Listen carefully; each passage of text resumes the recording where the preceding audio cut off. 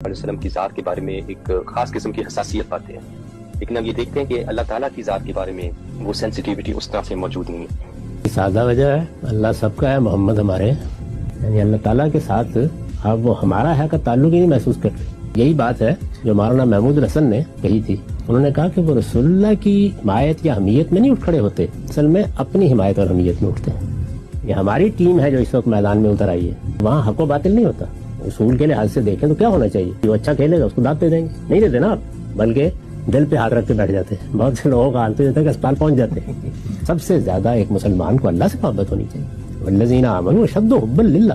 ہم وہ قوم بن کر رہ گئے ہیں کہ جس پر واقعہ یہ ہے کہ آپ کو رشک آتا ہوگا، مجھے ترس آتا ہے۔ یہ وہ قوم ہے جو بندوق کی نوک پر اپنے پیغمبر کی عزت کرانا چاہتی ہے۔ اس سے زیادہ پستی کی بات تصور نہیں کی جا سکتی۔ عزت کرانی ہے تو استدلال کے ساتھ کرائیے، اور وہی عزت حقیقی عزت ہوتی ہے۔